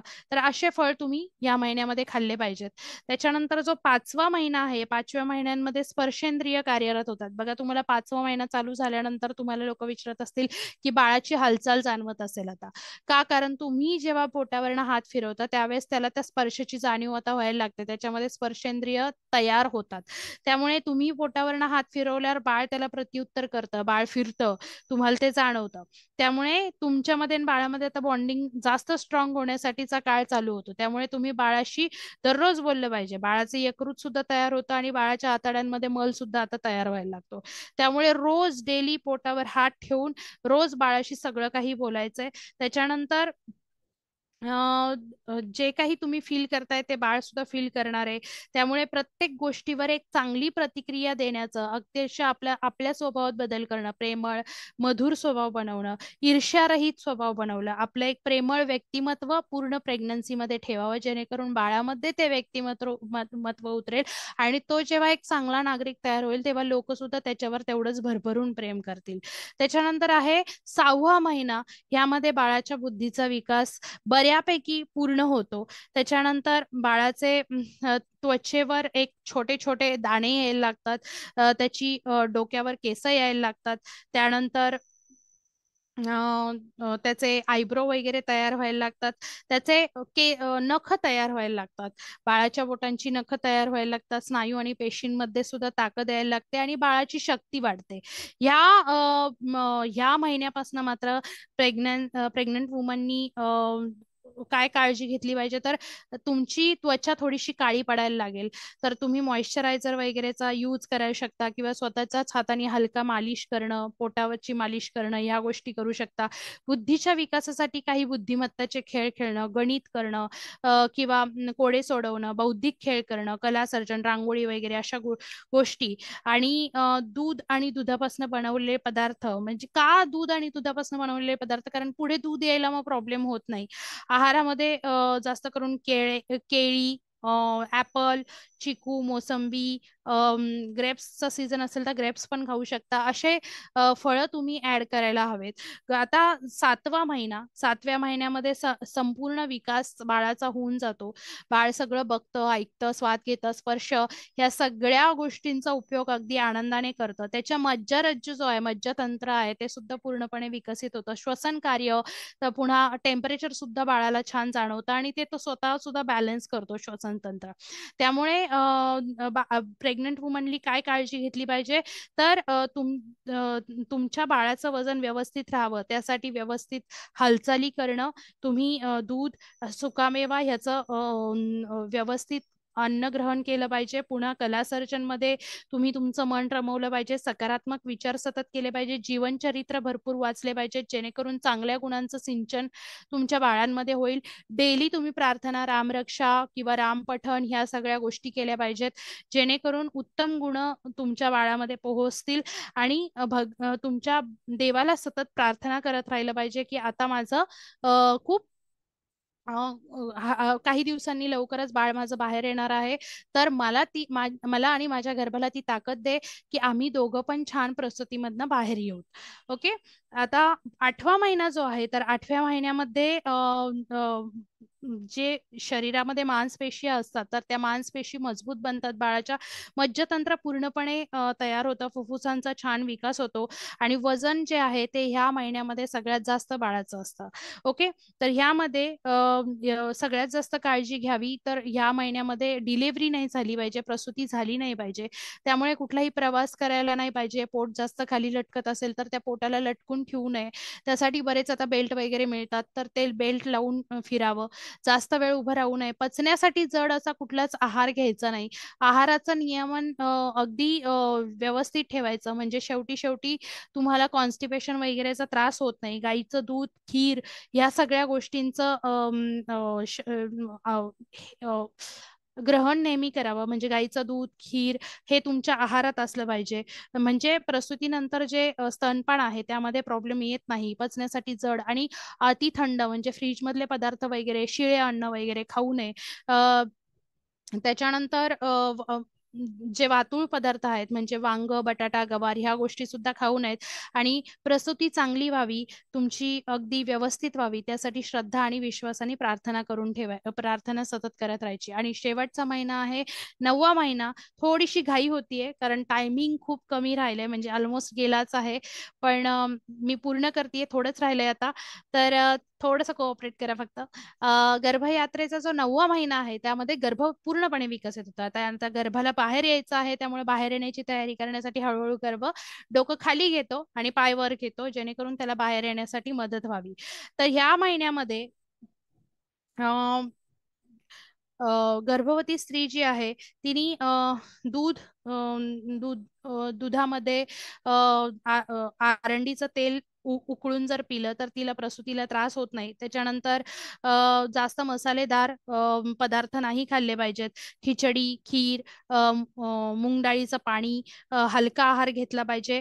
त्याच्यानंतर वायूचे पदार्थ म्हणजे मी जसं सांगितलं की वांग, बटाटा, गवार नाही खाल्लं पाहिजे. डॉक्टरांशी सतत कॉन्टॅक्ट मध्ये राहिलं पाहिजे. तुमच्या शरीराला काही त्रास व्हायला लागला तर थोडा जरी त्रास व्हायला लागला तर तुम्ही डॉक्टरांशी संपर्क करायला पाहिजे. बऱ्याच महिला असतात ज्या पहिल्यांदा प्रेग्नंट असतात, 9वा महिना लागल्यानंतर त्यांना भीती वाटायला लागते की आता डिलिव्हरी कशी होईल. त्यामुळे भीती आणि चिंता अजिबात बाळगायची नाही.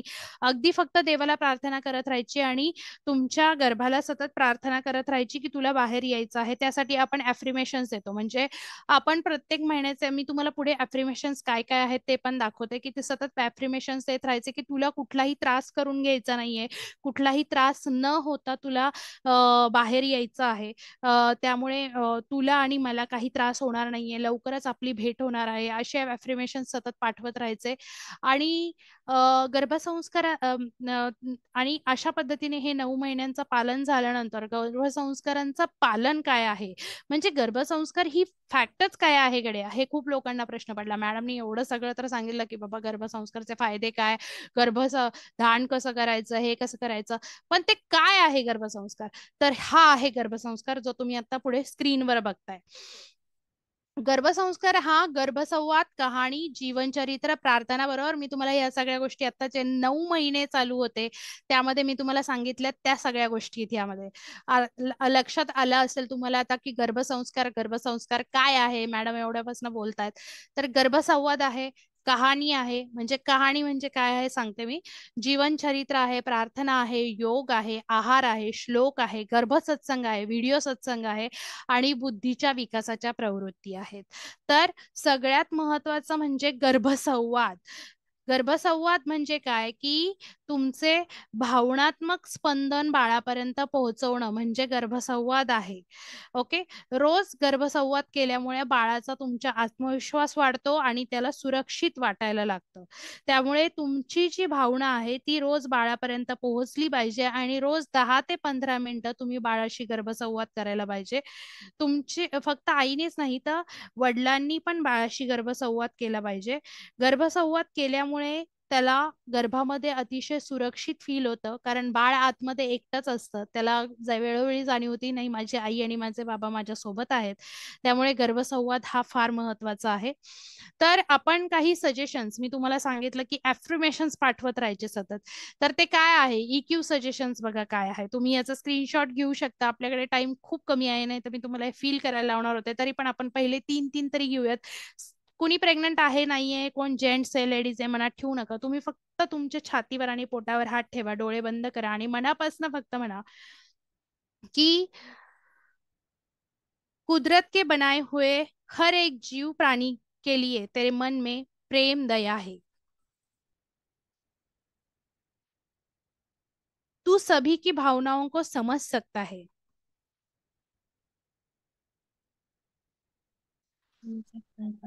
जीवन के हर उतार चढ़ाव का तू सहजता से स्वीकार करेगा. ओके. बघा तुम्हाला आत्ताच किती पॉझिटिव्ह वाटलं असेल जेव्हा तुम्ही हे प्रेग्नन्सी मध्ये रोज करता. तुमच्या बाळावर तुम्ही बिंबवता, तुमच्या गर्भावर तुम्ही बिंबवता, त्याचा खूप फरक पडतो. जे कुणी प्रेग्नंट आहेत, कुणाचं प्लॅनिंग आहे, त्यांनी हे EQ सजेशन्सचा स्क्रीनशॉट घेऊ शकता किंवा नंतर मला कॉन्टॅक्ट पण करू शकता. हे आहेत IQ. म्हणजे तुम्ही त्यांनी स्वतःची आयडेंटिटी कशी केली पाहिजे, तुम्हाला बाळ तुमचं कसं हवं आहे. बघा, तू बोलणे में बहुत अच्छा है, तेरी बातों से तू सबका. माझे बरेच क्लायंट हिंदी असतात, मराठी असतात, इंग्लिश असतात. त्यांच्यासाठी म्हणून मी एकत्रच एक हिंदी बनवलेलं आहे आणि ते आहे, तू बड़ा अच्छा डांस कर पाएगा, तेरी प्यारी प्यारी उंगलियां तरह तरह की कला का सर्जन करेगी. हे सगळं जे आहे ते बाळ आपल्याला कसं हवंय ते अगदी आहेत. त्याच्यानंतर PQ ऑटो सजेशन्स म्हणजे तू पर्सनॅलिटी डेव्हलपमेंट, स्वच्छ सुंदर आणि निरोगी आहेस, तुझी तू जेवण आनंदाने करतोस, तुझं व्यक्तिमत्व खूप आकर्षित आहे. ह्या सगळ्या आहेत. पुन्हा SQ सजेशन्स जे आहेत बघा, संस्कृती आणि संस्कारांवर तुझं प्रेम आहे. कृष्ण समान हे मी माझ्या प्रेग्नन्सीमध्ये बनवलं होतं, म्हणून कृष्ण के समान नटखट वगैरे असं आपण सांगितलंय. त्याच्यानंतर आता पुढे आहे कहाणी. कहाणीमुळे काय होतं, कहाणी म्हणजे काय, की आता मला तुम्हाला दाखवायला एक्झाम्पलला वेळ नाहीये, पण कहाणी म्हणजे काय होतं, की माझ्याकडे जे ऍडमिशन्स होतात गर्भसंस्कारला, त्यांना मी सांगते की बाळाला कहाणी कशी सांगायची, किंवा आम्ही व्हॉट्सअपला कहाणी पाठवतो त्या ग्रुपमध्ये. मग ती आई रोज तिच्या बाळाला पोटावर हात ठेवून अगदी इमॅजिन करून कहाणी सांगते. कहाणीमुळे काय होतं, आई आणि बाळाच्या संवादातून जे संबंध तयार होतात त्याची स्पंदनं, ती भावना पोहोचण्यासाठी मदत होते. बाळाची जी स्मरणशक्ती आहे किंवा कल्पनाशक्ती किंवा इमॅजिनेशन जी आहे ती विकसित होते. सकारात्मकता येते. त्याच्यामध्ये मर्यादांचं सिंचन, म्हणजे आपल्या कहाण्या ज्या असतात त्या सगळ्या अक्षरशः काहीतरी त्यातनं गुण मिळेल अशा कहाण्या असतात. मग त्याचं सिंचन तुम्ही गर्भावर करू शकता आणि बाळाच्या श्रवण शक्तीचा विकास होतो. आईच्या आवाजाला रिस्पॉन्ड करण्याची शक्ती त्याच्यात तयार होते. ओके. तर हा गर्भसंस्कारचा माझ्याकडचा प्रकार आहे. त्याच्यानंतर जीवनचरित्र. मी तुम्हाला सांगितलं की तुम्ही कोणाचं जीवनचरित्र वाचल्यानंतर त्यांनी त्यांच्या आयुष्यात काय काय फाईट केली किंवा कुठून प्रेरणा मिळाल्या, मग त्यामुळे त्यांच्या वागणुकीत काय फरक पडला, त्या सगळ्याचा असर बालकावर होतो. त्यामुळे त्यांच्यामध्ये प्रेरणाशक्ती, प्रजाशक्ती होते, सेवा, भाव, प्रेम, वीरता किंवा त्यागपणा, हे सगळ्या गोष्टींचा संस्कार त्याच्यात होतात. ओके. प्रार्थनामुळे काय होतं, की प्रार्थना केल्यामुळे बाळाचे उच्चार चांगले होण्यासाठी मदत होते, सगळ्यात महत्वाचं. त्यामुळे गर्भवती आणि बाळाची रक्षा होते. तुमच्यावर कुठलंही कधीही संकट येऊ शकत नाही. वाईट ऑरांचा, वाईट निगेटिव्हिटीचा काहीही परिणाम होत नाही. तुमचं बाळ हे कधीही बोबडं बोलणार नाही. जर तुम्ही प्रार्थना पहिल्यापासून करत असाल तर ज्ञानी, संस्कारी, धैर्यशील, तेजस्वी बाळ तयार होतं. आणि मेन म्हणजे तुमच्या बाळाची इम्युनिटी चांगली राहते तुम्ही सतत प्रार्थना केल्यानंतर. योग, प्राणायाम, ध्यान. तर योग, प्राणायाम, ध्यान बद्दल खूप डिटेलमध्ये सांगणार होते, पण आपण कुठल्या महिन्यामध्ये काय योग करायचा, कुठल्या महिन्यामध्ये कुठला प्राणायाम करायचा, ध्यान कसं करायचं, ह्या सगळ्याचं महत्व आपण गर्भसंस्कारमध्ये सांगतो. कुठल्या लेडीजनी कसा योगा केला पाहिजे, त्यासाठी योगा चे लाईव्ह सेशन्स आपण त्यांचे घेतो. गर्भावस्थेमध्ये ओंकारचं उच्चारणचं महत्व फार मोठं असतं. ओंकार केल्यामुळे तुमच्या बाळाची स्मरणशक्ती चांगली होते, बाळाचा आध्यात्मिक विकास होतो, बाळामध्ये ते व्हायब्रेशन्स उतरतात, जेणेकरून त्याच्या मज्जातंत्र, त्याची नर्वस सिस्टीम अतिशय आध्यात्मिक तयार होते. आणि ओंकारचं उच्चारण हे तुमच्याही हृदयाला स्पर्श करून हळूच हृदयाचं कार्य चांगलं बनवतं आणि बाळाच्या हृदयाला स्पर्श करून सुद्धा बाळाचं आरोग्य चांगलं बनवतं. ओंकारचं उच्चारण केल्यामुळे तुम्हाला कधीच बीपीचा वगैरे त्रास प्रेग्नन्सीमध्ये होणार नाही. तुमचं मानसिक ताण बॅलन्स करण्यासाठी तुम्ही शिकताल. दिवसातून जवळजवळ 15 वेळा ओंकारचा जप करायला हवाय, जेणेकरून तुम्हाला पण चिकित्सा एक सॅटिस्फॅक्शन, एक शांती मिळते आणि तुमच्या बाळापर्यंत पण आत्मचिकित्सा पोहोचते. आहार चांगला घ्यावा. मी प्रत्येक तुम्हाला 9 महिन्याचा प्रवास दाखवला, त्यामध्ये आहार काय काय घ्यावा, कसा घ्यावा ते मी सांगितलं. कारण बाळाचा जो शारीरिक विकास आहे, बाळाची जी वाढ आहे, बाळाचं जन्माला आल्यानंतरचं वजन आहे, ते आईच्या आहारावर अवलंबून असतं. आणि तुम्ही जे खाताय ते चांगल्या मनाने खा, चांगलं मन ठेवून खा. कारण तुम्ही जे काही खाणार आहात त्या भोजनाचा प्रत्येक संस्कार तुमच्या मनावर होतो आणि तुमच्या मनाचा संस्कार तुमच्या बाळावर होतो. त्यामुळे गर्भवतीने शुद्ध आणि सात्विक जेवण हे घेतलं पाहिजे. हे माझे काही रिव्ह्यूज आहेत पेशंटचे, काही जुने आहेत, काही नवीन आहेत. खूप घाईमध्ये मी स्लाइड बनवले हे रिव्ह्यूजचे, म्हणून जे भेटलेत ते मी दिलेत. बघा की हा 2019चा आहे, हा रिसेंटचा आहे शेजारचा, तर तुम्ही वाचू शकता. इथे पण छान दिलं आहे. I blessed with my baby boy on 19th August. My delivery was normal. I believe that my delivery was normal because of गर्भसंस्कार. म्हणजे गर्भसंस्कारचं सगळं खूप छान पालन केलं त्यांनी आणि 1 तासात त्यांची डिलिव्हरी झाली.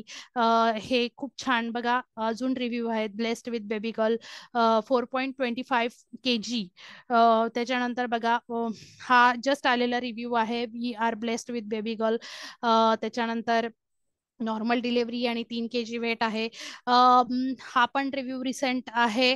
3.5 kg. जरी सीझर झालं तरी सीझर नॉर्मल असं काही एक नाही, पण तुम्ही हेल्दी असणं आणि मेन म्हणजे तुमच्या शारीरिक त्रास कुठलाही आईला आणि बाळाला होऊ नये आहे काळजी. तरी पण आपण मोस्टली नॉर्मल डिलिव्हरी होण्यासाठी खूप एक्सरसाइजेस देतो आणि तेवढा प्रयत्न आपण 100% करतो आणि आपल्याला यश पण तेवढं येतं. त्याच्यानंतर 1.5 months चं बाळ आहे आणि हे मॅक्झिमम टाइम मुद्रा पोज करतं. तर हे का? कारण सतत त्यांना जेव्हा सांगितलं होतं मी त्यांना की तुम्ही ओंकार भरपूर करा, त्या 15 वेळा नाही, त्या जवळजवळ दिवसातून 20 ते 25 वेळा करायच्या आणि त्या ह्या मुद्रामध्ये करायच्या आणि त्यांचं बाळ ह्याच मुद्रा घेऊन झोपतं. पुन्हा त्यांचं बाळाला अच्युतम केशवम गाणं फार आवडतं. पॉझिटिव्हिटी त्यांच्या बाळामध्ये उतरली आहे. हा पण रिव्ह्यू आहेत बघा.